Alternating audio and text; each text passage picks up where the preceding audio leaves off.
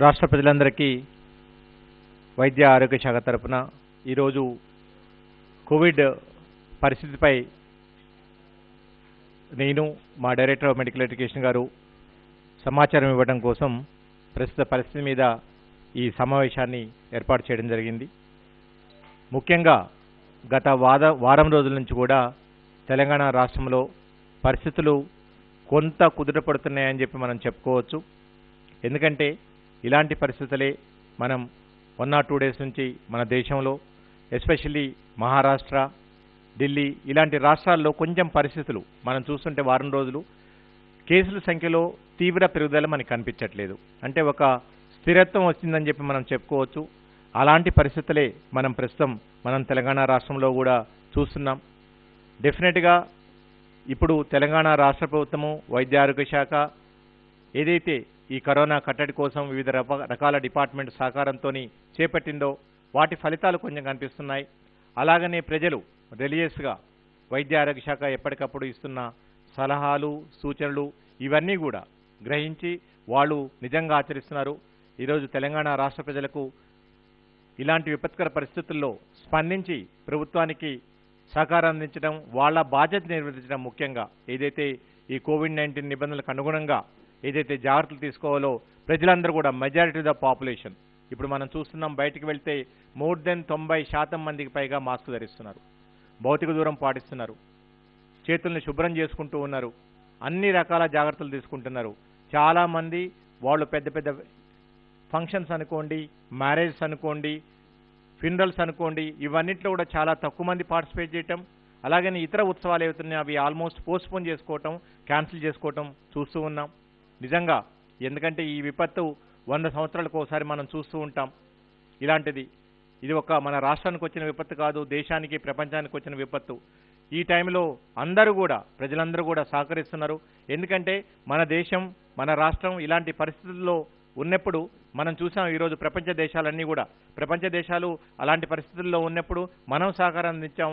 ఈరోజు ప్రపంచ దేశాలన్నీ కూడా ఏకమై మన భారతదేశానికి అన్ని రాష్ట్రాలకు కూడా అన్ని రకాల సహాయ సహకారాలు అందిస్తున్నారు. సో వాళ్ళు ఇంత సహకారం అందిస్తున్నప్పుడు మన బాధ్యతగా ఇంకా ఎవరైతే మనం జాగ్రత్తలు తీసుకోవాలో వాళ్ళందరూ కూడా తగిన జాగ్రత్తలు మనం తీసుకోవాలి. ముఖ్యంగా ఈ కొంచెం తగ్గుదల కానివ్వండి లేదా స్థిరత్వం కానివ్వండి పూర్తిగా డెఫినెట్గా అదుపులోకి రాలేదు. ఇంకా అదుపులోకి రావడానికి మనకి 3 నుంచి 4 వారాల సమయం పడుతుంది. అంటే వచ్చే 3 నుంచి 4 వారాలు డెఫినెట్గా కీలకమైనవి. పరిస్థితులు స్థిరత్వంగా దిశకు చేరుకున్నాయి. ఇక్కడి నుంచి మనం స్లోగా ఒక డిక్లైనింగ్ ట్రెండ్లోకి మనం వెళ్లాల్సిన అవసరం ఉంది. అది కనిపిస్తూ ఉన్నది. ఈ డిక్లైనింగ్ ట్రెండ్ ఏదైతే మనం చూస్తున్నామో అది డెఫినెట్గా కనిపిస్తుంది. ఎందుకంటే ఫస్ట్ వేవ్లో కూడా మనం కరెక్ట్గా ప్రిడిక్ట్ చేయడం జరిగింది. కేసులు ఎప్పుడు పెరుగుతున్నాయో ప్రజలకు అప్పుడు అడ్వైజరీ ఇస్తున్నాం, కొద్దిపాటి వార్నింగ్స్ ఇవ్వడం జరుగుతున్నది.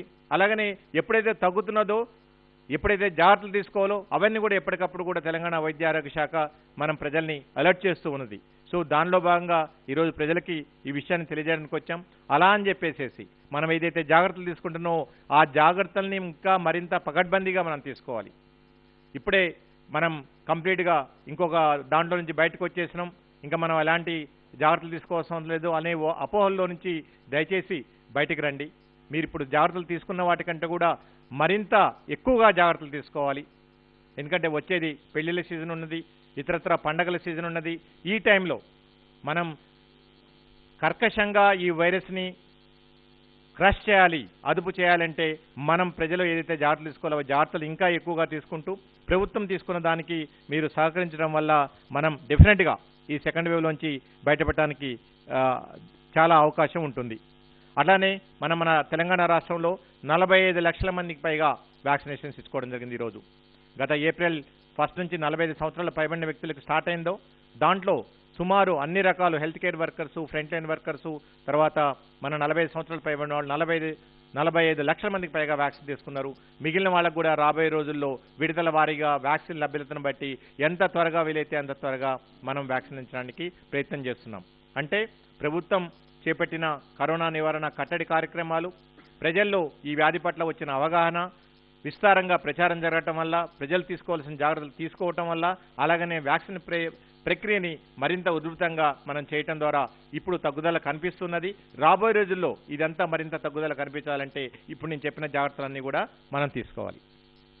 ఇకపోతే కోవిడ్ పరీక్షలకు సంబంధించి మనం చూస్తున్నాం, రాష్ట్రంలోని వివిధ ప్రాథమిక ఆరోగ్య కేంద్రాల్లో అనుకోండి, గవర్నమెంట్ హాస్పిటల్స్లో అనుకోండి, ఎక్కడ చూసినా సరే అందరూ ప్రతి వాళ్ళు కూడా పరీక్షలు చేయించుకోవాలి అని ముందుకు వస్తున్నారు.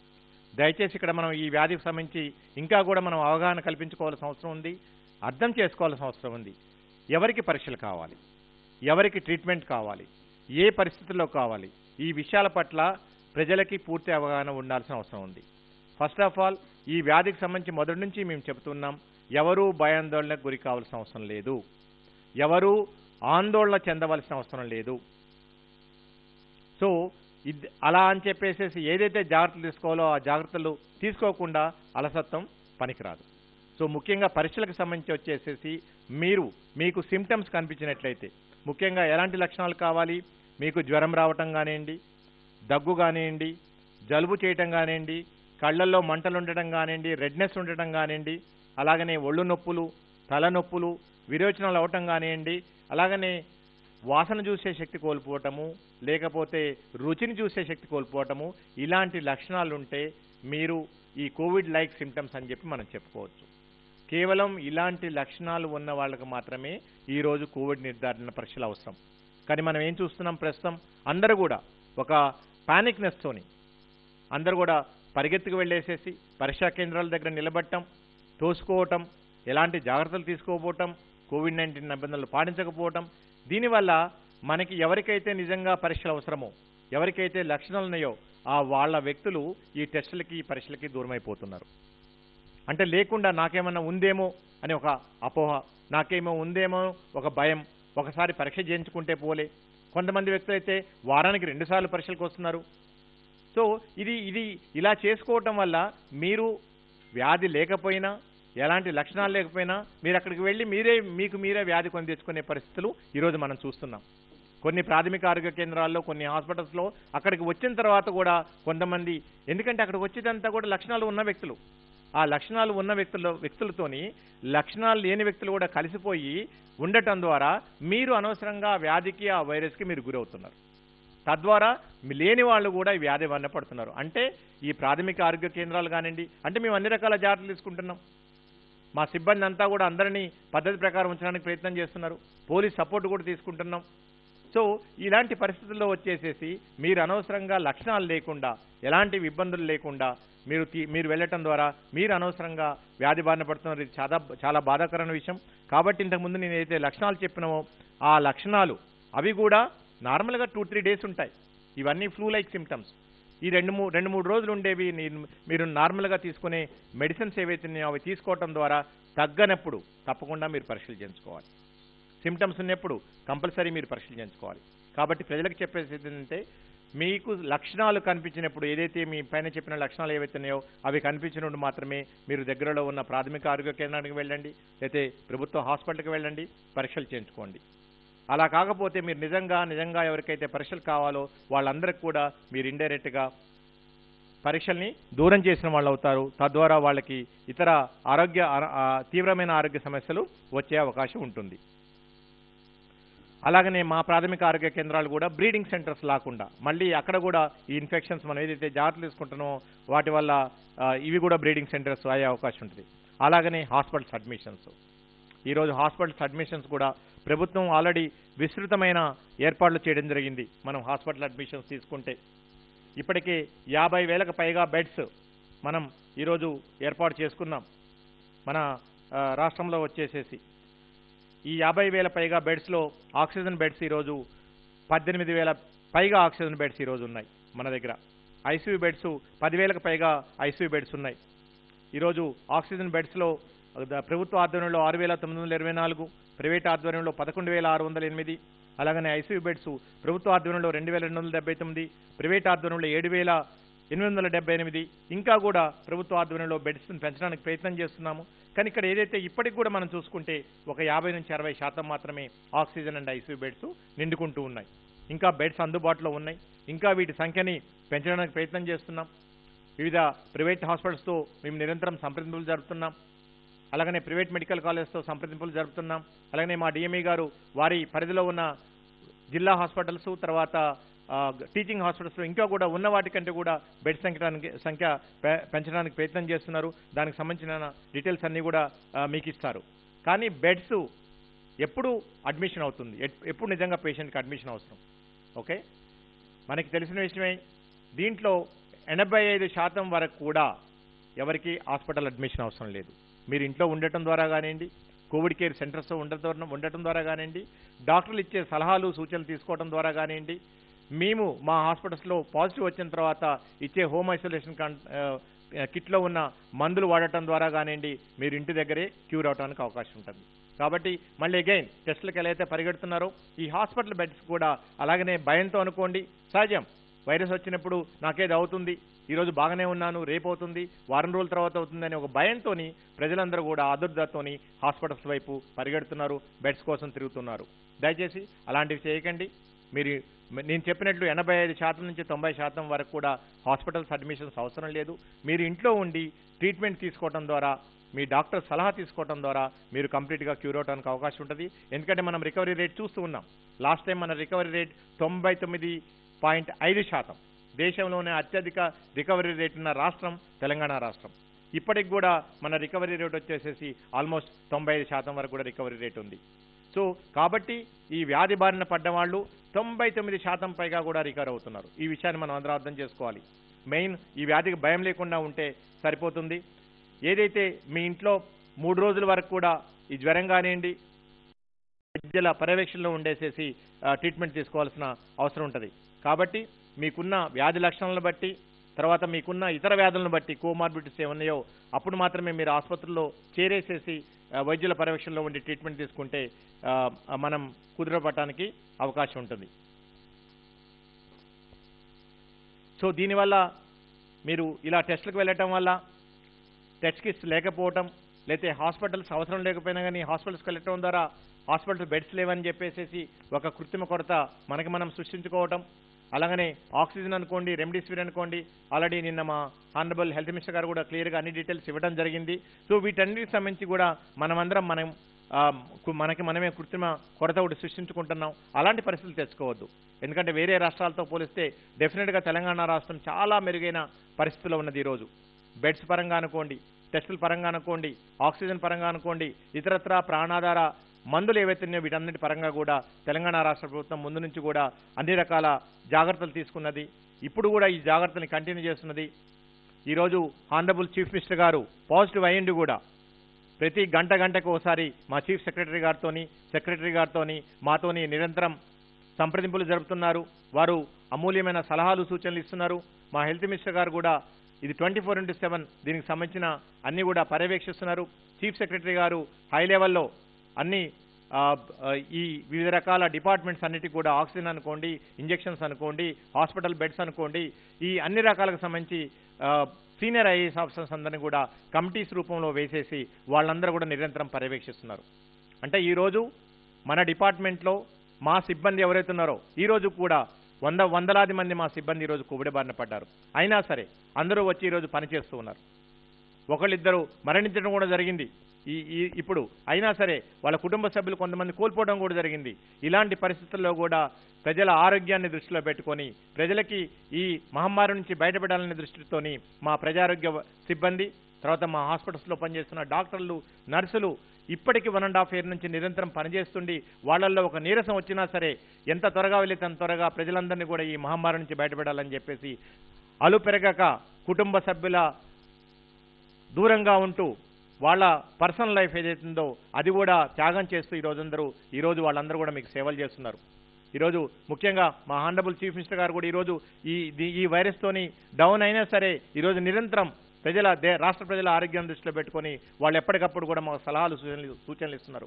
మా చీఫ్ సెక్రటరీ గారు మీరు తీసుకోండి, వారం రోజులు కూడా కాలేదు వారికి వైరస్ వచ్చేసేసి ఇమీడియట్గా ట్రీట్మెంట్ తీసుకోవటం, మళ్ళీ ఆ వచ్చిన రోజే అందరు కలెక్టర్స్తో కూడా అన్ని రకాల కూడా ఎప్పటికప్పుడు సంప్రదింపులు జరుపుతూ వీడియో కాన్ఫరెన్స్ ద్వారా టెలికాన్ఫరెన్స్ ద్వారా మా అందరికి కూడా దిశానిర్దేశం చేస్తూ ఈ బెడ్ సంఖ్య పెంచడం అయితేంది, ఆక్సిజన్ రిలేటెడ్ ఇష్యూ అనుకోండి, ఇంజెక్షన్స్ రిలేటెడ్ ఇష్యూ అనుకోండి, ఇంకా కొత్తగా హాస్పిటల్స్ ఎక్కడెక్కడ ఎస్టాబ్లిష్ చేయాలి, రాబోయే రోజుల్లో పరిస్థితులు ఏమైనా ఇబ్బంది పెడితే ఈ అన్ని రకాలు కూడా అంటే వ్యక్తులం మేమందరం కూడా మా డిఎంఏ గారు డైరెక్టర్ ఆఫ్ మెడికల్ ఎడ్యుకేషన్ గారు వారు కేవలం వారం నుంచి 10 రోజులు మాత్రమే, అది కూడా హాస్పిటల్ బెడ్ మీద ఉండి కూడా జిల్లా హాస్పిటల్స్ అనుకోండి లేతే టీచింగ్ హాస్పిటల్స్ అనుకోండి వాళ్ళు కూడా ఎప్పటికప్పుడు దిశానిర్దేశం చేస్తూ ప్రజలకు ఎలాంటి ట్రీట్మెంట్ ఇవ్వాలని చెప్పేసి అందరికీ చెప్పడం జరిగింది. సో ఇలాగా ప్రతి ఒక్కళ్ళు కూడా వైద్య ఆరోగ్య శాఖలో పనిచేస్తున్న వాళ్ళు ఈరోజు మేము వైరస్ బారిన పడ్డా కానీ ప్రజల ఆరోగ్యం కోసం మేమందరం కూడా పనిచేస్తూ ఉన్నాం. ఇలాంటి విపత్కర పరిస్థితుల్లో మనమందరం కూడా ఈ అకేషన్గా మనం రైజ్ చేయాల్సిన అవసరం ఉంది. సో ఇంత బాధ్యతగా వీళ్ళందరూ మీ ఆరోగ్యం కోసం మీ ప్రాణాల కోసం మీరు పనిచేస్తున్నప్పుడు మీరు చేయాల్సిన కనీస బాధ్యత ఏదైతే ఉందో, ఏదైతే ఇప్పటివరకు జాగ్రత్తలు తీసుకుంటున్నారో ఆ జాగ్రత్తలను కూడా దయచేసి ప్లీజ్ కంటిన్యూ చేయండి. వచ్చే 3 నుంచి 4 వారాలు మే ఎండ్ వరకు నిజంగా మే ఎండ్ వరకు మీరు తీసుకుంటే మనమందరం మీ సహకారంతో మన రాష్ట్రం ఈ కోవిడ్ సెకండ్ వేవ్ నుంచి బయటపడడానికి అవకాశం ఉంటుంది. అంటే మీకు తెలిసిన విషయం మళ్ళీ చెప్పక్కర్లేదు, మాస్క్ ఒక వ్యక్తి మాస్క్ ధరిస్తే 50% మీకు ఈ వైరస్ సోకకుండా ఉంటుంది. అదే ఎదుటి వ్యక్తి కూడా మాస్క్ ధరిస్తే మీరు 80% మీరు అంటే ఇద్దరు వ్యక్తులు కూడా మీరు ఈ వైరస్ బారిన పడకుండా అవకాశం ఉంటుంది. మనమందరం కమ్యూనిటీలో సామాజిక బాధ్యతగా వ్యక్తిగత బాధ్యతగా మనం మాస్క్ ధరిస్తే అందరం 100% మనం దీని నుంచి బయటపడడానికి అవకాశం ఉంటుంది. అలాగే టీకాకు సంబంధించి కూడా చాలామంది ఒక విషయం అర్థం చేసుకోండి, టీకా వేసుకున్న వాళ్ళు ఎవరు కూడా ఇప్పటి వరకు తీవ్రమైన వ్యాధికి గురి కాలేదు. ఈరోజు మా డిఎంఏ గారు ఎగ్జాంపుల్ ఉన్నారు మీకు, డైరెక్టర్ ఆఫ్ మెడికల్ 2 డోసులు తీసుకున్నారు, జస్ట్ ఒక 1 వీక్లో వారు సిమ్టమ్స్ అన్ని తగ్గిపోయినాయి, మైల్డ్, ఇంతకంటే ఎక్కువ కాలేదు. ఇలాంటివి ఎగ్జాంపుల్స్ ఎన్నో కోకొల్లలు 80-90 సంవత్సరాల వ్యక్తులు కూడా ఎవరైతే 2 డోసులు తీసుకున్నారో వాళ్ళెవరూ కూడా ఒకవేళ ఈ వైరస్ గురైనా సరే వాళ్ళు ఇమీడియట్గా సీరియస్ కాకుండా హాస్పిటలైజ్ కాకుండా ఈరోజు తక్కువ ట్రీట్మెంట్ తీసుకొని బయట ఉన్నారు. అలాగనే 80% మంది వ్యాక్సిన్ తీసుకున్న వాళ్ళు వైరస్ బారిన పడటం కూడా జరగలేదు. దానికి ప్రత్యక్ష ఉదాహరణ ఈరోజు నేనున్నాను. 1.5 year నుంచి నేను పనిచేస్తున్నాను, నా జాగ్రత్తలు తీసుకున్నాను, ఈరోజు వ్యాక్సిన్ కూడా తీసుకున్నాను 2 డోసులు. ఇంతవరకు ఏ రోజు కూడా వైరస్ బారిన పడలేదు. సో ఒక విషయం అర్థం చేసుకోవాలి, వ్యాక్సిన్ తీసుకున్న వాళ్ళు 80% మంది మీరు ఈ వైరస్ బారిన పడటానికి ఎట్టి పరిస్థితుల్లో అవకాశం లేదు. 100% మంది ఎవరైనా పొరపాటున ఈ వైరస్కి గురైనా సరే వాళ్ళకి తీవ్రమైన వ్యాధి లక్షణాలు ఉండటం కానివ్వండి లేకపోతే ప్రాణాలు పోవటం కానివ్వండి జరగలేవని చెప్పేసి ఆల్రెడీ మనకున్న సైంటిఫిక్ ఇన్ఫర్మేషన్ ప్రూవ్ చేస్తుంది. ఆల్రెడీ కొన్ని దేశాల్లో ఎక్కడైతే వ్యాక్సినేషన్ ప్రోగ్రాం విస్తృతంగా జరుగుతుందో అన్ని దేశాల్లో కూడా కేసుల సంఖ్య తగ్గటం, హాస్పిటలైజేషన్ తగ్గటం, బెడ్స్ తగ్గటం. ఈరోజు ఇజ్రాయెల్ బెస్ట్ ఎగ్జాంపుల్ తీసుకోండి. ఆ రోజు మాస్కులు తీస్తారు, వాళ్ళ దేశంలో ఇప్పుడు మాస్కులు ఎవరు వేసుకోవాల్సిన అవసరం లేదు. They are free from mask, they can do holiday, they can go on vacation. So ఇలాంటి పరిస్థితులు వస్తున్నాయి. అలాగనే యుఎస్ యూకేలో కూడా అలాంటి పరిస్థితులు స్లోగా వస్తున్నాయి. డెఫినెట్గా మన రాష్ట్రంలో ఇప్పుడు మే 1 నుంచి ఏదైతే 18 సంవత్సరాల పైబడిన వాళ్ళందరికీ వ్యాక్సిన్ ఏదైతే ఇస్తున్నామో ఆ వ్యాక్సిన్ని ఇంకా కూడా ఇంటెన్సిఫై చేస్తాము వ్యాక్సిన్ లభ్యతను బట్టి. సో దీనికి సంబంధించి ఈ వ్యాక్సిన్ సంబంధించి కూడా మే 1 నుంచి రిజిస్ట్రేషన్ చేసుకోవడానికి కేంద్ర ప్రభుత్వం కోవిన్ పోర్టల్లో అనుమతి ఇవ్వడం జరిగింది. మీరందరూ కూడా ఎవరైతే అర్హత ఉన్న వాళ్ళు ఉన్నారో 18 సంవత్సరాల పైబడిన వాళ్ళు cowin.gov.in అనే పోర్టల్ని విజిట్ చేయడం ద్వారా మీరు రిజిస్ట్రేషన్ చేసుకోవచ్చు. బట్ ఇమీడియట్గా మీరు స్లాట్ బుక్ చేసుకోవడానికి అవకాశం లేదు, దానికి కొంచెం టైం పడుతుంది. అది మేము మళ్ళీ మా వైద్య ఆరోగ్య శాఖ నుంచి మేము ఇన్ఫర్మేషన్ ఇస్తాం. ఏదైతే 45 సంవత్సరాల పైబడిన వ్యక్తులకి వ్యాక్సినేషన్ ప్రోగ్రామ్ ఉందో అది ఇప్పుడు ఎలా అయితే కంటిన్యూ అవుతుందో రాబోయే రోజుల్లో కూడా అలానే కంటిన్యూ అవుతుంది. అండ్ సెకండ్ డోస్ ఎందుకంటే 1 ఏప్రిల్కి మనం 45+ వాళ్ళకి స్టార్ట్ చేసాం. 2వ డోస్ వచ్చేసేసి 6 వారాల తర్వాత తీసుకోవాలి. కోవిషీల్డ్ అయితే 6 నుంచి 8 వారాల మధ్యలో ఎప్పుడైనా తీసుకోవచ్చు, అంటే ఇంకొక 2 వారాల టైం ఉంది సెకండ్ డోస్కి. కోవాక్సిన్ తీసుకున్న వాళ్ళు ఈ 1 నుంచి మీరు సెకండ్ డోస్కి ఎలిజిబుల్ అవుతారు. సో దీనికి సంబంధించి కూడా జిల్లాల అధికారులందరికీ కూడా ఆల్రెడీ ఇన్ఫర్మేషన్ ఇవ్వడం జరిగింది. తదనుగుణంగా ఎవరికైతే సెకండ్ డోస్ మాకు దొరకట్లేదు అని ఇబ్బంది పడుతున్నారో వాళ్ళందరూ ఎలాంటి ఇబ్బంది పడిన అవసరం లేదు. ప్రతి జిల్లాలకి ఈ సెకండ్ డోస్ సంబంధించి ఉన్న వాళ్ళందరూ కూడా డ్యూ డేట్ ప్రకారం ప్రయారిటీ ఇవ్వడం జరుగుతుంది. సెకండ్ డోస్ ఇచ్చిన వాళ్ళ తర్వాత మాత్రమే ఫస్ట్ డోస్ ఇవ్వడానికి అవకాశం ఉంటుంది. అలాగనే ఫస్ట్ డోస్ కూడా అందరికీ కూడా కంటిన్యూ ఇవ్వడం జరుగుతుంది. అలాగనే 18 సంవత్సరాలు పైబడిన వాళ్ళకి కూడా ఆల్రెడీ హై లెవెల్లో మా హానరబుల్ చీఫ్ మినిస్టర్ గారు ఈ ఇష్యూని ప్రత్యక్షంగా పర్యవేక్షిస్తున్నారు. వారి సూచనలు సలహాల ప్రకారము వ్యాక్సిన్ లభ్యత ప్రకారము తప్పకుండా ఎంత త్వరగా వీలైతే కొద్ది నెలల్లోనే ఎక్కువ మందికి మనం ఈ ఏజ్ గ్రూప్లో పూర్తి ఉచితంగా ఆల్రెడీ హానరబుల్ చీఫ్ మినిస్టర్ గారు అనౌన్స్ చేయడం జరిగింది. దాని ప్రకారం అందరూ కూడా వ్యాక్సిన్ ఇవ్వడానికి ప్రయత్నం చేస్తాం. అలాగనే ప్రైవేట్ హాస్పిటల్స్ ఏదైతుందో ఫస్ట్ మే నుంచి అది గవర్నమెంట్ ఆఫ్ ఇండియా నామ్స్ ప్రకారం అవన్నీ కూడా జరుగుతూ ఉంటాయి. సో ఫైనల్గా ప్రజలకి విజ్ఞప్తి చేసేది, ప్రభుత్వాలు సంస్థలు తీసుకునే చర్యల కంటే కూడా మనం వ్యక్తులుగా, సమాజంలో బాధ్యత కలిగే వ్యక్తులుగా మనం తీసుకునే నివారణ చర్యలే ఎక్కువగా ఫలితాన్ని ఇస్తాయి. ఎందుకంటే మీరు చూశారు, గత 6 వారాల నుంచి కూడా ప్రజలందరూ కూడా ఈ కోవిడ్-19 నిబంధనలు పాటిస్తున్నారు. వాళ్ళు ఇవన్నీ పాటించడం వల్లే ఈరోజు కేసుల సంఖ్యలో తగ్గుదల కనిపిస్తున్నది. ఇది రాబోయే రోజుల్లో కూడా మనం కంటిన్యూ చేయాలి. అలాగనే ఇంకో ముఖ్యమైన విషయం, ఇంతకుముందు చెప్పినట్లు వ్యాధి లక్షణాలు ఉంటే మీరు టెస్ట్ చేయించుకోండి, లేకపోతే మీరు ఇంట్లోనే ఉండండి. అత్యవసరం చెప్తే మీరు బయటికి రావద్దు. సో ఇలా మనం అందరం కూడా ఈ వైరస్ మహమ్మారిపై ఈ పోరులో మనం అందరం సమైక్యమైతే మనం ఏదైతే జూన్లో జూలైలో చూస్తున్నాం ఏదైతే తగ్గుదల లేదా కంప్లీట్గా కేసు అన్నీ కూడా తగ్గడం ఏదైతే ఉంటుందో మనం ఈ మే మంత్ ఎండ్ వరకే మనం చూడటానికి అవకాశం ఉంటుంది. సో మనం అనుకున్న దానికంటే ముందే ఈ మహమ్మారిపై మనం విజయం సాధించడానికి అవకాశం ఉంటుంది.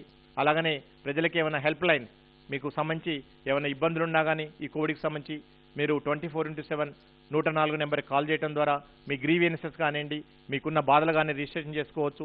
మేము కొద్ది గంటల్లోనే దాన్ని అడ్రస్ చేయడానికి ప్రయత్నం చేస్తాం. అలాగనే ఎమర్జెన్సీ ట్రాన్స్పోర్టేషన్ కోసం 108 సర్వీస్ ఉన్నాయి. 450 పైగా అంబులెన్స్లు పనిచేస్తూ ఉన్నాయి. దీంట్లో ఒక 150 వరకు కూడా కోవిడ్ సర్వీస్ కోసం డెడికేటెడ్గా ఈరోజు పనిచేస్తూ ఉన్నాయి. దానికి సంబంధించి కూడా ప్రజలు వాళ్ళకు కూడా తెలుసు ఎక్కడ బెడ్స్ అవైలబిలిటీ ఉంది ఏంటనేది. వాళ్ళు ఎక్కడైతే మీకు బెడ్ అవైలబిలిటీ ఉందో పేషెంట్స్ అక్కడ తీసుకొని పోయి జాయిన్ చేయడానికి అవకాశం ఉంటుంది. అలాగనే కొన్ని ప్రైవేట్ హాస్పిటల్స్ మీద కంప్లైంట్స్ రావడం జరుగుతుంది. అవి ఛార్జెస్ విషయంలో కానివ్వండి, ట్రీట్మెంట్ కేర్ విషయంలో కానివ్వండి, వాళ్ళందరికీ కూడా ఇంతకుముందు ఏదైతే గత ఫస్ట్ వేవ్లో ఒక వాట్సాప్ నెంబర్ ఇవ్వడం జరిగింది. దానికి మీరు కంప్లైంట్ పంపించడం ద్వారా, మీ దగ్గర ఉన్న డాక్యుమెంట్స్ని పంపించడం ద్వారా మీరు కంప్లైంట్ని లాడ్జ్ చేసుకుంటే తప్పకుండా మా టీం ఏదైతే ఉందో ఈ గ్రీవియన్స్ సెల్ వాళ్ళు ఎంక్వైరీ చేసేసి వాళ్ళ మీద యాక్షన్ తీసుకొని మీకు సాయం చేయడానికి అవకాశం ఉంటుంది. ఈ వాట్సాప్ నెంబర్ వచ్చేసేసి 9541700960. మళ్ళీ మరొకసారి ఈ WhatsApp complaint number especially private hospitals, private diagnose centres వాళ్ళు చేసే ఛార్జెస్ సంబంధించి కానివ్వండి, లేకపోతే ఇతరత్ర వాళ్ళు ఇచ్చే సర్వీసెస్లో ఏదైనా లోపం ఉన్నట్లయితే మీరు ఈ నెంబర్కి వాట్సాప్ చేయడం ద్వారా అది 9154170960 దీనికి మీరు చేయటం ద్వారా మీకున్న గ్రీవియన్స్ని రిజిస్టర్ చేయించుకోవడం ద్వారా మీకు హెల్ప్ చేయడానికి అవకాశం ఉంటుంది. ఇకపోతే హాస్పిటల్ ప్రిపేర్నెస్ సంబంధించి అండ్ రాబోయే రోజుల్లో ప్రజలు తీసుకోవాల్సిన జాగ్రత్తల గురించి మా డైరెక్టర్ ఆఫ్ మెడికల్ ఎడ్యుకేషన్ గారు మీకు అడ్రస్ చేస్తారు.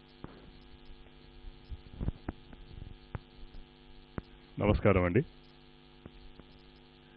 ఇప్పుడు మన డైరెక్టర్ ఆఫ్ పబ్లిక్ హెల్త్ గారు చెప్పినట్లు ఏవైతే ముఖ్యంగా వ్యాక్సినేషను, ఈ టెస్టింగ్ గురించి అయితే చెప్పారో అవిటిని తూచా తప్పకుండా మనం పాటించవలసిన అవసరం ఉంది.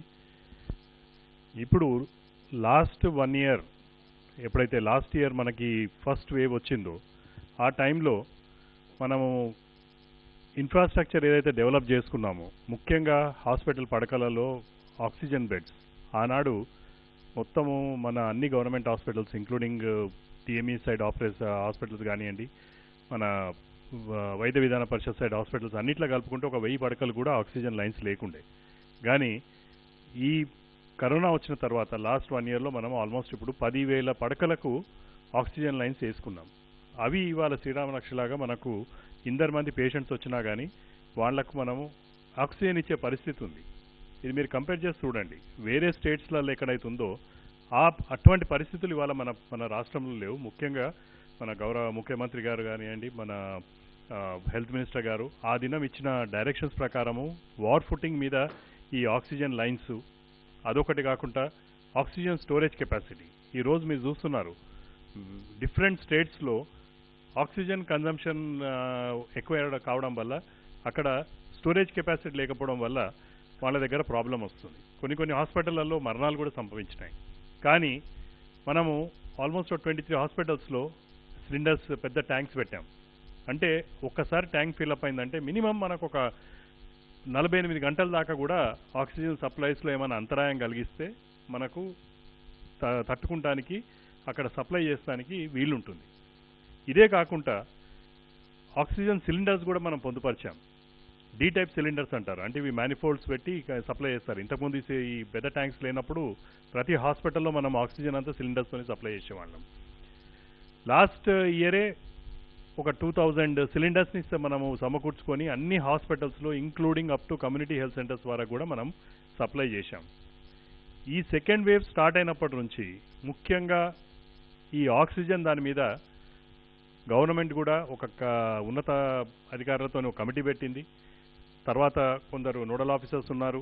ప్రతి హాస్పిటల్లో కూడా ఒక నోడల్ ఆఫీసర్ని పెట్టి గంటకు అక్కడ ఆక్సిజన్ పరిస్థితి ఎట్లుంది, సప్లైస్ మీ దగ్గర ఉన్న స్టాక్ ఎంత, స్టాక్ ఒకవేళ తగ్గుతుంటే ఇమీడియట్ సప్లైస్ కోసం వాళ్ళు కమ్యూనికేట్ చేస్తున్నారు. అది మన కంపెనీస్తోని సంప్రదించి ఇమీడియట్గా సప్లై చేస్తున్నాం.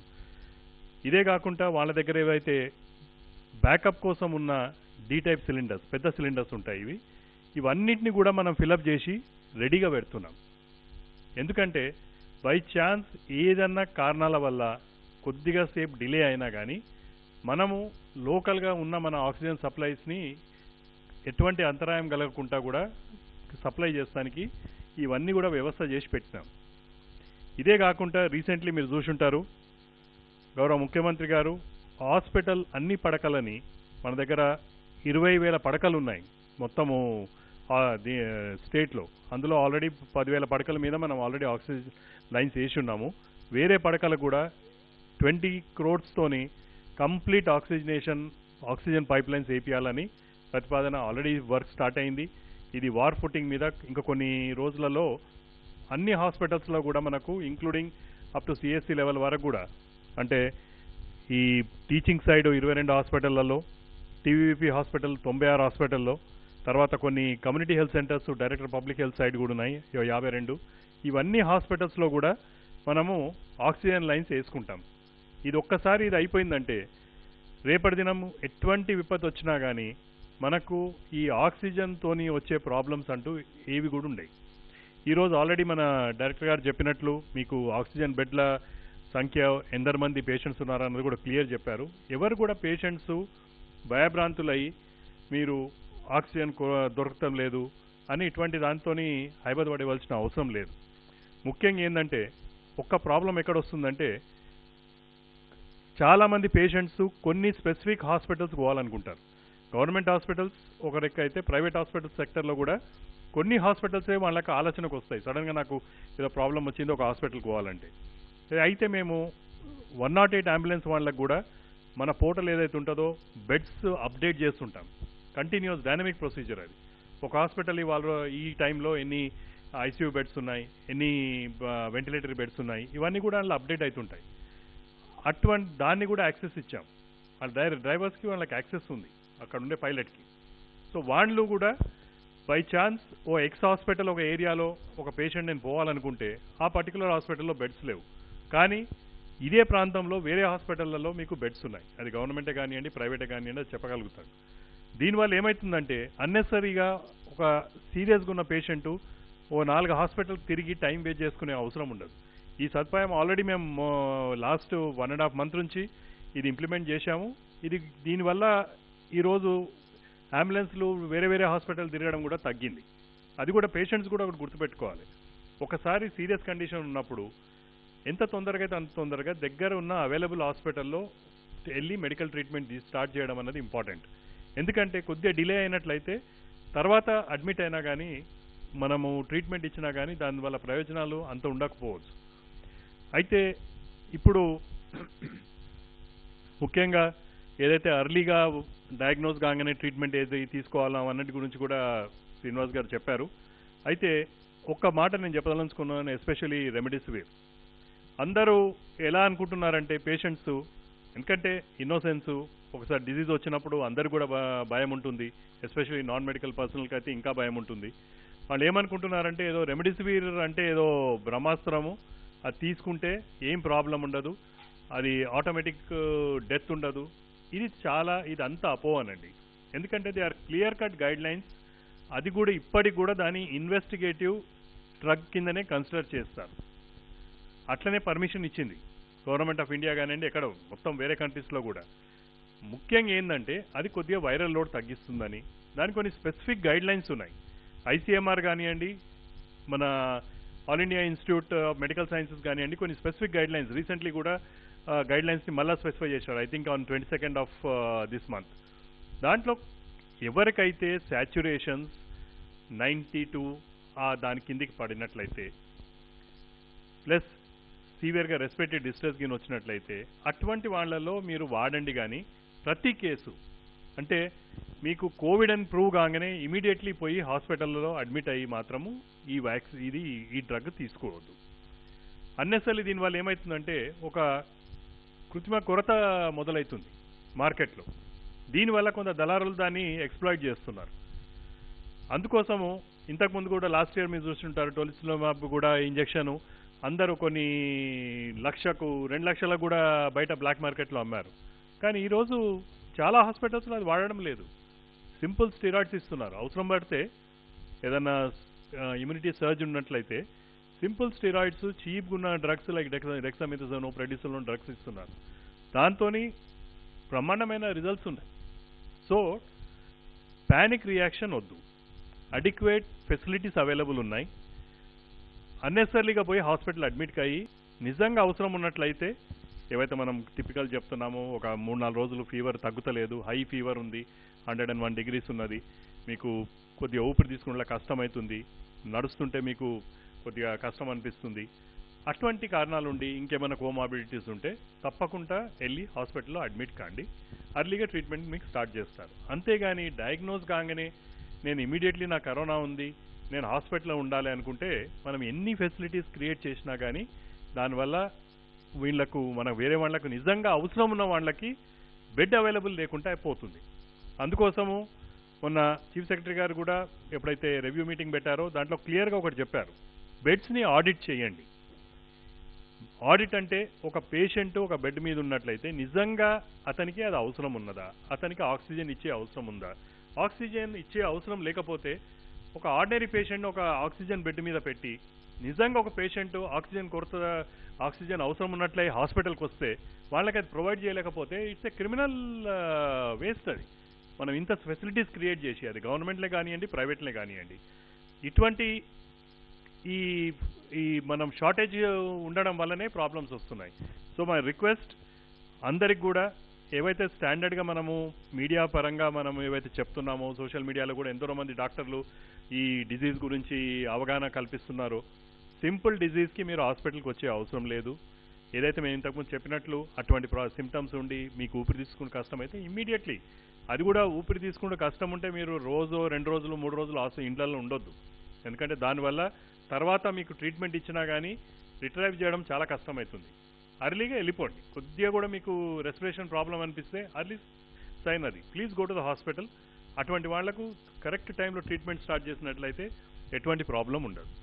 సో ఈ ముఖ్యంగా drugs, as far as the drugs are concern, మనం గవర్నమెంట్ హాస్పిటల్ అన్నిటికీ అవసరం ఉన్నన్ని డ్రగ్స్ని మేము మా ఏదైతే కమిటీ ఉందో వాళ్ళని అసెస్ చేసి అడిక్వేట్ స్టాక్స్ అయితే మేము పెట్టాము. ఎక్కడ కూడా ఎటువంటి కొరత లేదు.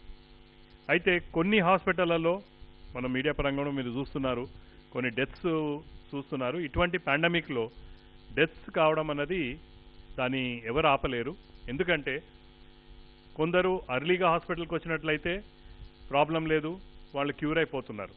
కానీ చాలా మటుకు మా గవర్నమెంట్ హాస్పిటల్లో, ఎస్పెషలీ గాంధీయే కానివ్వండి, టిమ్సే కానివ్వండి, ఎంజిఎం హాస్పిటల్, ఇవి మేజర్ హాస్పిటల్స్ ఆ ఏరియాస్లలో, అక్కడికి ఏమవుతున్నాయి, కేసెస్ లాస్ట్ మూమెంట్లో తీసుకొస్తున్నారు.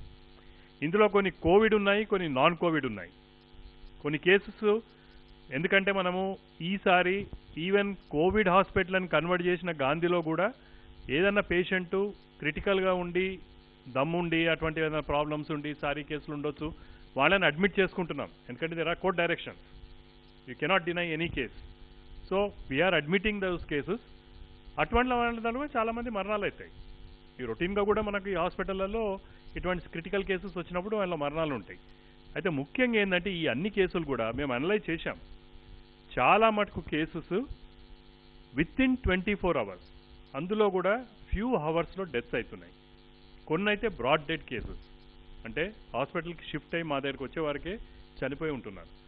సో ఇవన్నీ కూడా ఏంటంటే ఒక గవర్నమెంట్ సెక్టర్ హాస్పిటల్స్ కనుక మేము వాళ్ళకి ఎంతవరకు అయితే మన చేతన ఏవైతే హెల్ప్ చేయగలుగుతామో అది కంపల్సరీ చేస్తారు ఏ హాస్పిటల్ అయినా.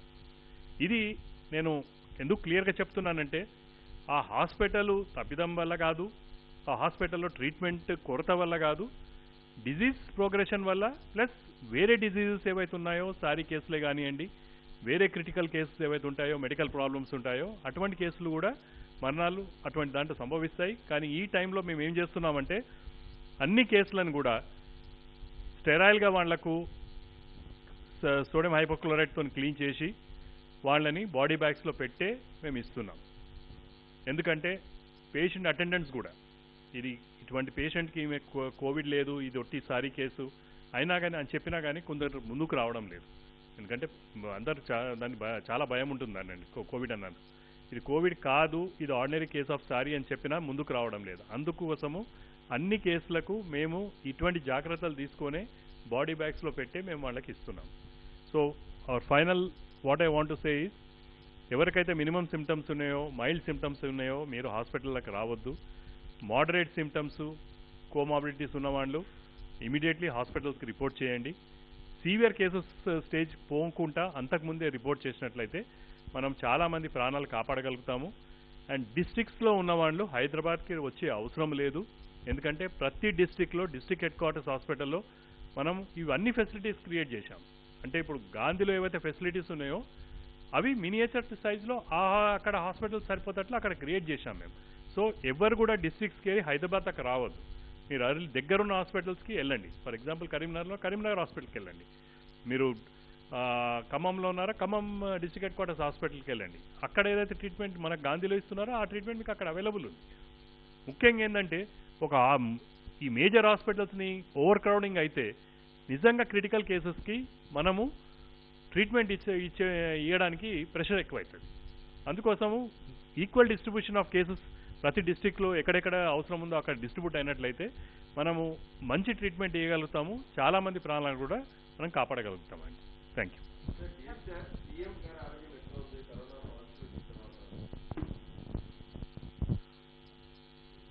హానరబుల్ చీఫ్ మినిస్టర్ గారి ఆరోగ్యం, ఆయన పూర్తి ఆరోగ్యంతో ఉన్నారు. ఆల్రెడీ పూర్తి స్వస్థత చేకూరడం జరిగింది. సో మేబీ ఒక 2-3 డేస్లోనే వారు ఎనీ క్షణం విధులు నిర్వర్తించే అవకాశం ఉంటుంది. ఆల్రెడీ డాక్టర్స్ పర్యవేక్షణలో ఉన్నారు, ఎలాంటి ప్రాబ్లం లేదు.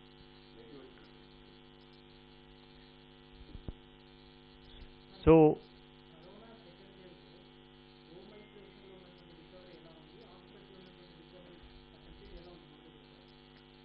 దేశంలోని అనేక రాష్ట్రాలతో పోల్చుకుంటే మన దగ్గర హోమ్ ఐసోలేషన్ రికవరీ అనుకోండి, ఈవెన్ హాస్పిటల్ రికవరీ కూడా మొత్తం మీద నేను ఇంతకుముందు చెప్పడం జరిగింది. మనం ఫస్ట్ వేవ్లో చూసుకుంటే 99.5% మన దగ్గర రికవరీ రేట్ ఉంది.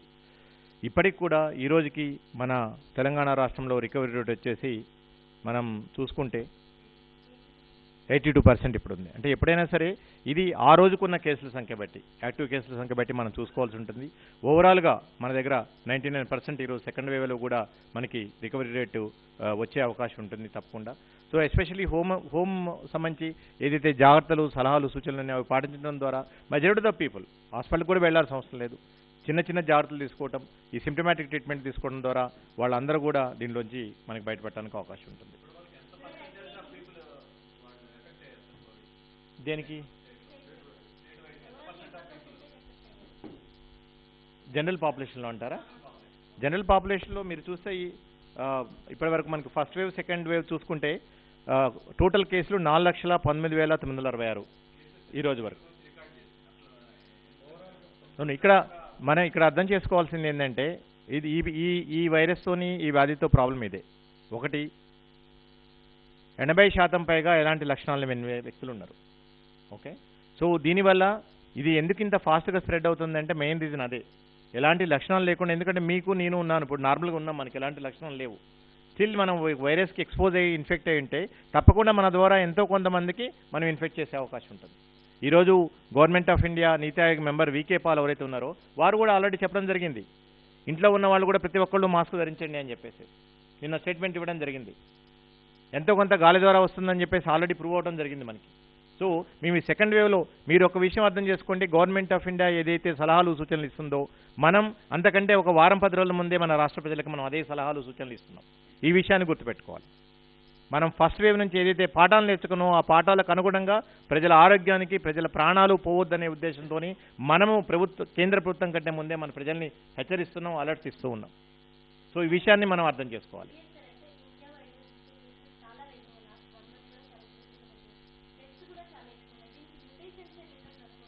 తప్పకుండా మన దేశంలో కేసులు పెరగడానికి కారణాలు 3.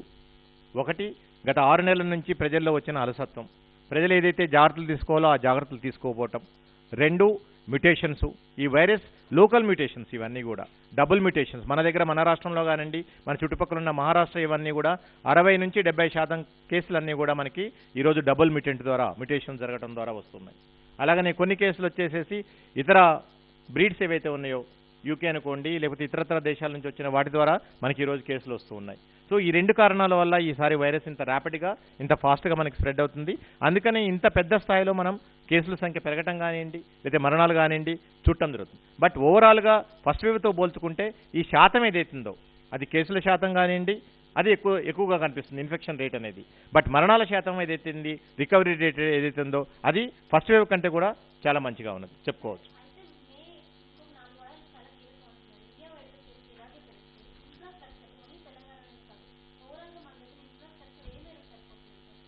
మనం మొదటి నుంచి ప్రజలకు కానీ లేకపోతే ప్రభుత్వాలకు కానీ అర్థమైంది ఏంటంటే, మనలాంటి దేశంలో ఎక్కడైతే కొంచెం ఇన్ఫ్రాస్ట్రక్చర్ లోపాలు ఉన్నాయో, లేకపోతే హ్యూమన్ రిసోర్సెస్, డాక్టర్స్ దగ్గర నుంచి, నర్సుల దగ్గర నుంచి, ఇతర పారామెడికల్ సిబ్బంది దగ్గర నుంచి మనం చూసుకుంటే వేరే డెవలపింగ్ కంట్రీస్తో పోల్చుకుంటే మనకి కొంచెం తక్కువగా ఉన్నాయి. సో మన దేశం ఈ వైరస్ని కానివ్వండి, ఈ పాండమిక్ని కానివ్వండి, మనం ట్రీట్ చేయడానికి ప్రయత్నం చేయొద్దు. ఇది ప్రివెంట్ చేయాలి. ఈ ప్రివెన్షన్ ఎవరి చేతుల్లో ఉంది? ప్రజల చేతుల్లో ఉంది. అందుకని ప్రజలకు ఎప్పటికప్పుడు కూడా తగు జాగ్రత్తలు, సలహాలు, సూచనలు చెప్తున్నాం. ఎప్పుడైతే ప్రజలు వీటిని అజాగ్రత్తగా పెట్టారో, అలసత్వం వహించారో అప్పటి నుంచి మనకి కేసుల సంఖ్య పెరగడం స్టార్ట్ అయిపోయింది. ఈరోజు అలాంటి పరిస్థితులే మనం ఈరోజు చూస్తున్నాం. కానీ గత 4 వారాల నుంచి 6 వారాల నుంచి కేసుల పెరుగుదల అనుకోండి, ప్రజలు తీసుకోవాల్సిన జాగ్రత్తలు అనుకోండి, ప్రభుత్వం దీనికి సంబంధించి చేస్తున్న విస్తృత ప్రచారం అనుకోండి, ఇవన్నీ కూడా గత 2-3 రోజుల నుంచి డెఫినెట్గా దేశంలో తరుగుదల కనిపిస్తున్నది. మన చుట్టుపక్కల మహారాష్ట్ర గత 10 రోజుల నుంచి కూడా మనం చూస్తుంటే కేసుల సంఖ్యలో పెరుగుదల లేదు. అలాగనే మన రాష్ట్రంలో కూడా అలాంటి స్థిరత్వం వచ్చింది. అందుకనే మనం చెబుతుంది అంటే, మనం డెఫినెట్గా అత్యంత విషమ పరిస్థితుల నుంచి మన దేశము, మన రాష్ట్రం బయటపడుతున్నది. ఈ పరిస్థితుల్లో ప్రభుత్వాలు, ప్రజలు ఇంకా పకడ్బందీగా, ఇంకా కలిసికట్టుగా ఈ వైరస్ మీద మనం పోరాటం చేయాలి, అటాక్ చేయాలి. నైట్ కర్ఫ్యూ తప్పకుండా రిజల్ట్స్ ఇస్తున్నది. ఈరోజు మనం పెట్టిన నైట్ కర్ఫ్యూ డెఫినెట్గా ఫలితాలు ఇచ్చింది. అది కూడా ఒక రీజన్. మనం ఈరోజు ఇలాంటి దానికి సంబంధించి ప్రభుత్వం ఎప్పటికప్పుడు కూడా అన్ని రకాల జాగ్రత్తలు తీసుకుంటుంది. తప్పకుండా. అండ్ వ్యాక్సినేషన్ సంబంధించి ముఖ్యమైన విషయం ఏంటంటే, ఈ వ్యాక్సినేషన్ ఏదైతే మనం ఏప్రిల్ 1 నుంచి 45 సంవత్సరాలకు చేసుకున్నామో, ఇప్పుడు మే 1 నుంచి 18 ఇయర్స్ స్టార్ట్ అవుతుంది. ప్రజల్లో చాలామంది అడుగుతున్నారు, మేము ఎప్పుడు రిజిస్ట్రేషన్ చేసుకోవాలి, మాకు వ్యాక్సిన్ ఎప్పుడు ఇస్తారని చెప్పేసి. మేము తెలంగాణ రాష్ట్ర ప్రభుత్వం విద్యా ఆరోగ్య శాఖ తరఫున ఒక విషయం స్పష్టంగా చెప్తున్నాము. 18 సంవత్సరాలు నిండిన 45 సంవత్సరాల లోపల ఉన్న వ్యక్తులందరికీ కూడా తెలంగాణ రాష్ట్ర ప్రభుత్వం పూర్తి ఉచితంగా వ్యాక్సిన్ అందజేస్తుందని చెప్పేసి హానరబుల్ చీఫ్ మినిస్టర్ గారు ఆల్రెడీ అనౌన్స్ చేయడం జరిగింది. దీనికి సంబంధించిన విధి విధానాలు, దీనికి సంబంధించిన మోడస్ ఆపరాండి అంతా కూడా వచ్చే 1-2 రోజుల్లో ఫైనలైజ్ చేయడం జరుగుతుంది. బట్ అప్పటి వరకు మీరు కేంద్ర ప్రభుత్వ వెబ్సైట్ ఏదైతుందో cowin.gov.in ద్వారా మీరు రిజిస్ట్రేషన్ చేసుకోవచ్చు. బట్ అప్పుడే మీకు స్లాట్స్ కానివ్వండి, డేట్స్ కానివ్వండి రిజర్వ్ చేసుకోవడానికి అవకాశం లేదు. కేవలం మీ వివరాలు నమోదు చేసుకోవడం ద్వారా మీరు ఎంతమంది ఈ వ్యాక్సిన్ తీసుకోవడానికి ఉత్సాహం చూపెడుతుందని చెప్పేసి మాకు అర్థమవుతుంది. అలాగనే వ్యాక్సిన్ సరఫరా కేంద్ర ప్రభుత్వం ద్వారా, లేకపోతే ప్రైవేట్ ద్వారా, లేకపోతే రాష్ట్ర ప్రభుత్వాలు కొనడం ద్వారా వాటి లభ్యతను అనుసరించి ఎప్పటికప్పుడు కూడా ఈ కేంద్రాల సంఖ్యని డెఫినెట్గా స్టార్ట్ చేస్తాం. రాబోయే రోజుల్లో వాటిని విడతల వారీగా మేము పెంచుకుంటూ వెళ్తూ ఉంటాం.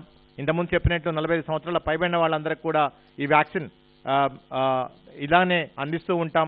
సో మీరు దయచేసి వ్యాక్సిన్కి సంబంధించి ఆందోళన చెందకండి. తప్పకుండా అర్హులైన ప్రతి ఒక్కళ్ళకు కూడా వ్యాక్సిన్ వచ్చేటట్లు ఉచితంగా ఇచ్చేటట్లు చేసే బాధ్యత తెలంగాణ రాష్ట్ర ప్రభుత్వాన్ని. బట్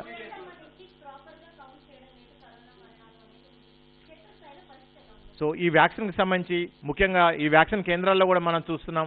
ఇక్కడ ఏదైతే టెస్టుల కోసం ఎలా అయితే గుమికొడుతున్నారో వ్యాక్సిన్ కూడా అలానే గుమికొడుతున్నారు. ప్రజలందరికీ చెప్తున్నాం, మీరు మీ వ్యాక్సిన్ స్లాట్స్ బుక్ చేసుకోండి, టైమ్స్ బుక్ చేసుకోండి. మీకు ఎక్కడ వ్యాక్సిన్ కేంద్రాలు కావాలో వాళ్ళు అవన్నీ బుక్ చేసుకోవడం ద్వారా వ్యాక్సిన్ తీసుకోవచ్చు. ఇది ముఖ్యంగా 45 సంవత్సరాల పైబడిన వ్యక్తులు. ఇక్కడ కూడా వితౌట్ ఎనీ ప్రొసీజర్ ఫాలో కాకుండా డైరెక్ట్గా వందలాది మంది ప్రతిరోజు వ్యాక్సిన్ కేంద్రాలకు వస్తున్నారు. దయచేసి అర్థం చేసుకోండి. వ్యాక్సిన్ ఉన్న లభ్యత అనుకోండి, లేకపోతే అక్కడ ఉన్న స్పేస్ని బట్టి కానండి, అవి కూడా మళ్ళీ ఎవరో ఒకళ్ళు ఎసిమ్టమాటిక్ వాళ్ళు ఈ పాజిటివ్ ఉన్న వ్యక్తులు ఉంటారు, వాళ్ళు మీకు స్ప్రెడ్ చేసే అవకాశం ఉంటుంది. దయచేసి దీన్ని కూడా ఈ క్రౌడింగ్ని కూడా మనం అవాయిడ్ చేయాల్సిన అవసరం ఉంది.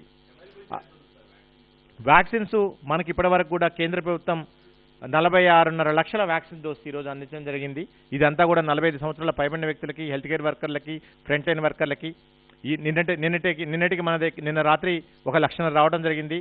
ఈరోజు మాత్రమే మనకి వ్యాక్సిన్ అందుబాటులో ఉంది. ఎందుకంటే మనం ప్రతిరోజు 2 లక్షలకు పైగా గత 10 రోజుల నుంచి కూడా ప్రతిరోజు 2 లక్షల మందికి పైగా మనం వ్యాక్సిన్ అందించుకుంటున్నాం. నిజంగా కూడా ప్రజలందరూ కూడా స్వచ్ఛందంగా ముందుకు వస్తున్నారు. రాబోయే రోజుల్లో కూడా ఇలాంటి ట్రెండే కంటిన్యూ చేస్తే మనం వచ్చే 2-3 నెలల్లో మన టార్గెటెడ్ పాపులేషన్ ఏదైతుందో సుమారు 3 కోట్ల మందికి పైగా మనం వ్యాక్సిన్ అందించుకోవాలి.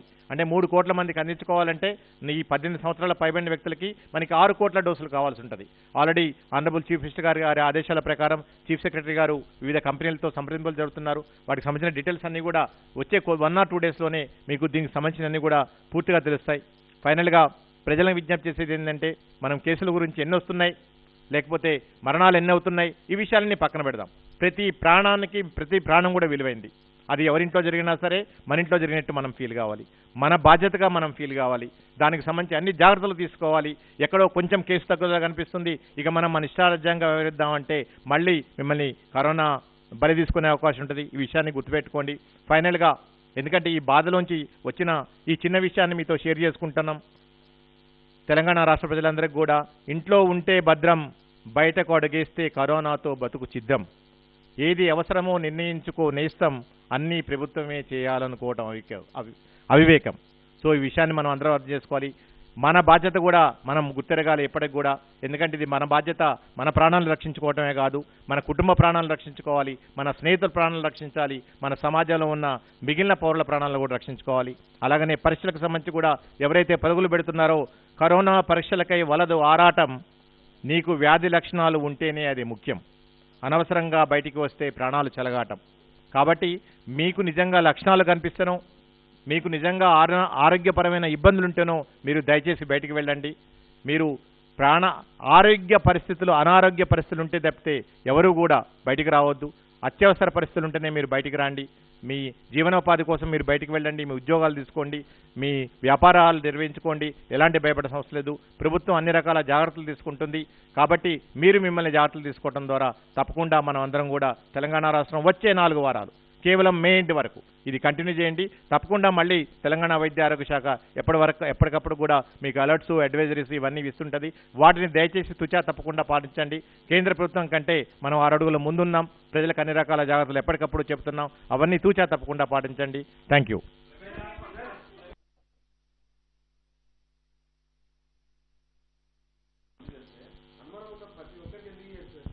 అదే ఇక్కడ అర్థం చేసుకోవాల్సింది దానికి సంబంధించి ఆల్రెడీ మా హెల్త్ డిపార్ట్మెంట్లో మెడికల్ స్టాఫ్కి, మెడికల్ ఆఫీసర్స్కి ఇన్స్ట్రక్షన్స్ ఇవ్వడం జరిగింది. ఫస్ట్ మీరు ఇప్పటి నుంచి పరీక్షకు వెళ్ళిన తర్వాత మెడికల్ ఆఫీసర్ వచ్చేసేసి మొత్తం అసెస్ చేస్తారు, స్క్రీన్ చేస్తారు. చేసిన తర్వాత అవసరమైన వాళ్ళందరికీ కూడా తప్పకుండా పరీక్షలు నిర్వహించడం జరుగుతుంది. ఇది క్లియర్. ఓకే. బట్ ఎందుకు మనకి స్కేర్సిటీ వస్తుంది? మన ఇంట్లో ఫర్ ఎగ్జాంపుల్ ఒక 15 మంది కుటుంబ సభ్యులు ఉంటారు. ఓకే. రోజు వండుకునేటట్లు మనము 2 కేజీలు 3 కేజీలు వండుకున్నాం అనుకో, ఇంకోసారి 10 మంది కొత్తగా వచ్చారనుకో, బంధువులు 25 మందికి సరిపోతుంది. ఈ విషయాన్ని కూడా మనం అర్థం చేసుకోవాలి. కాబట్టి ఉన్న వనరులు ఏదైతే ఉన్నా ఉన్న వనరుల్ని మనం జాగ్రత్తగా వాడుకోవాలి. నిజంగా అవసరమైన వాళ్ళకే మనం పెట్టాలి. ఆకలితో ఉన్నవాడికి తిండి పెట్టాలి తప్పితే ఒకసారి తినేసి వచ్చిన తర్వాత మళ్ళీ నువ్వు తినంటే బాగోదు.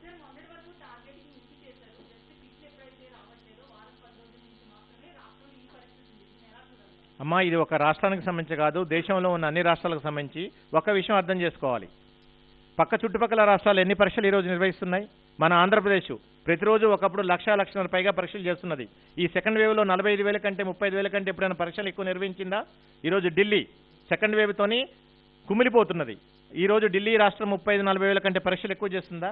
మన తెలంగాణ రాష్ట్రం ఇప్పటికి కూడా గత 20 రోజుల నుంచి 1,00,000కు తగ్గకుండా పరీక్షలు నిర్వహిస్తున్నది. ఓకే, ఇంకో విషయం అర్థం చేసుకోవాల్సింది, మొత్తం దేశవ్యాప్తంగా కూడా ర్యాపిడ్ యాంటిజెన్ టెస్టులు ప్రతిరోజు 17 లక్షలు మాత్రమే తయారవుతాయి. తెలంగాణ రాష్ట్రమే 1,00,000 చేసుకుంటే దేశంలో ఉన్న మిగిలిన రాష్ట్రాల పరిస్థితి ఏంది, దేశంలో ఉన్న మిగిలిన ప్రజల పరిస్థితి ఏంది, వాళ్ళు కూడా మనం అర్థం చేసుకోవాలి. ఇక్కడ ఏమైపోయిందంటే ఒక పానిక్నెస్, నాకు ఉందేమో లేదో ఒకసారి నేను పోయి పరీక్ష చేయించుకుంటా. ఈ వైరస్కి మనం అర్థం చేసుకోవాల్సింది ఏంటంటే, ఈరోజు పరీక్ష చేయించుకొని నెగిటివ్ వచ్చినంత మాత్రాన నువ్వు భద్రం కాదు, నీకు వైరస్ లేనట్టు కాదు. ఓకే, అలా అని చెప్పేసి రోజు బై రోజు పరీక్ష చేయించుకుంటే తప్పకుండా ఏదో రోజు వైరస్ వస్తుంది. ఈ విషయాన్ని మనం అందరం, అందుకనే నేను చెప్తున్నా, అవసరమైతే తప్పితే మీరు బయటికి రావద్దు. ఎవరైతే ఉద్యోగ రీత్యా, ఎంప్లాయ్మెంట్ రీత్యా, బతుకు తెరువు రీత్యా బయటికి పోతున్నారో పోండి, మీ పనులు చేసుకోండి, అన్ని జాగ్రత్తలు తీసుకోండి. చెప్పండి.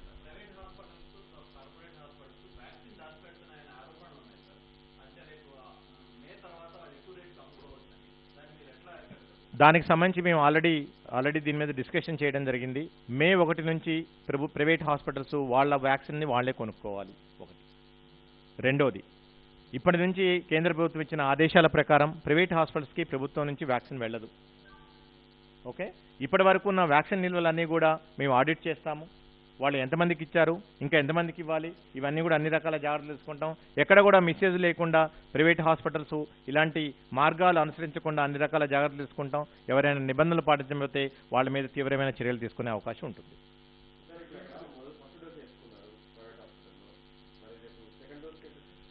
ఫస్ట్ డోస్ ఎంచుకున్న వాళ్ళు సెకండ్ డోస్కి అదే కేంద్రంలో తీసుకోవాల్సిన అవసరం లేదు. There is a portability. ఎక్కడికైనా పోయేసి వాళ్ళ ఆధార్ నెంబర్ ఏదైతే ఇచ్చారో దాని ద్వారా కానివ్వండి, వాళ్ళ మొబైల్ ద్వారా కానివ్వండి, ఏ ప్రభుత్వ వ్యాక్సినేషన్ సెంటర్లో అయినా సరే తీసుకోవచ్చు. ఒకవేళ ఈ రాష్ట్రం వాళ్ళు వేరే రాష్ట్రంలోకి పోయినా సరే అక్కడ కూడా తీసుకోవడానికి అవకాశం ఉంటుంది. నేషనల్ లెవెల్లో there is a portability as far as vaccine is concern. Second dose ఎక్కడైనా తీసుకోవచ్చు, ఎలాంటి ప్రాబ్లం లేదు.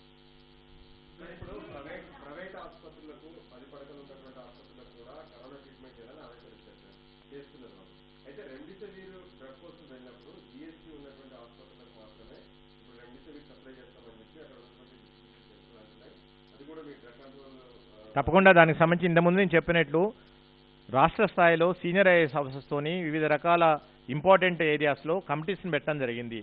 వాళ్ళందరూ కూడా నిరంతరం పనిచేస్తున్నారు. మీరు చూసారు గత 2-3 రోజుల నుంచి ఆ పానిక్నెస్ తగ్గుకుంటూ వస్తున్నది. మనం అందరం ఇది అర్థం చేసుకోవాలి. ఓకే, అండ్ ముఖ్యంగా మీడియా వాళ్ళు చాలా ప్రముఖమైన పాత్ర పోషిస్తున్నారు, చాలా ప్రొయాక్టివ్గా పనిచేస్తున్నారు.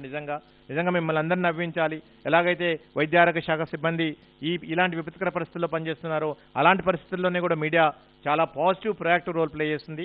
దయచేసి రాబోయే రోజుల్లో ఒకటి కంటిన్యూంచండి. ఎందుకంటే మీ బాధ్యత అయినా మా బాధ్యత అయినా ప్రజల్ని ఈ మహమ్మారి నుంచి బయటపెట్టడం, ప్రజల ప్రాణాలు కాపాడటం. కాబట్టి అందరం కలిసి పనిచేద్దాం. తప్పకుండా ఏమైనా విషయాలు ఉంటే తప్పకుండా మా దృష్టికి తీసుకురండి. తప్పకుండా నేను, మా డిఎంఈ గారు, మా చీఫ్ సెక్రటరీ గారు అందరూ కూడా వీటిని రిజాల్వ్ చేయడానికి ప్రయత్నం చేస్తాం. Thank you so much.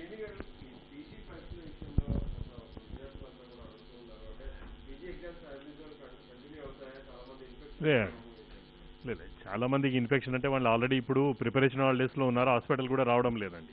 అది ఆ యాంగిల్ కరెక్ట్ కాదు. కానీ ఉన్న పరిస్థితుల దృష్ట్యా వాళ్ళు రిప్రజెంటేషన్ ఇచ్చారు. అది సెక్రటరీ గారు కానివ్వండి, మన మంత్రి గారు వీసీ గారితో కూడా డిస్కస్ చేశారు. Shortly in 1 or 2 days they will take a decision on that.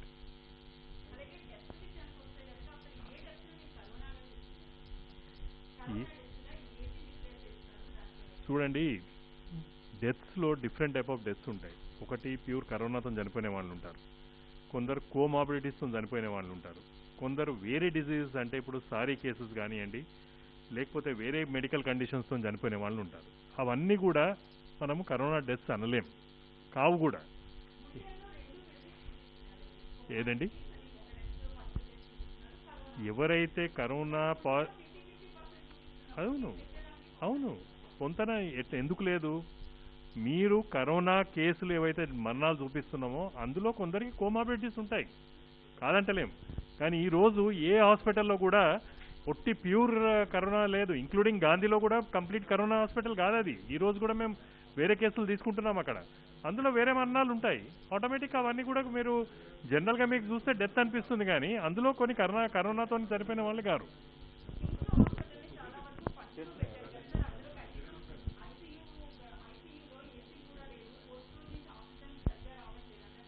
చూడండి, మీరు ఫస్ట్ అండ్ ఫార్మోస్ట్ కరోనా ఐసీయూలలో ఏసీ ఉండొద్దండి, డక్ట్ ఏసీ ఉండొద్దు.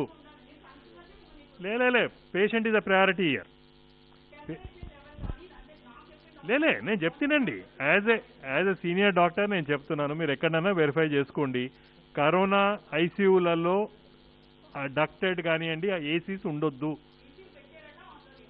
పెట్టొద్దండి. It's not good for the పేషెంట్లకు మంచిది కాదు. It is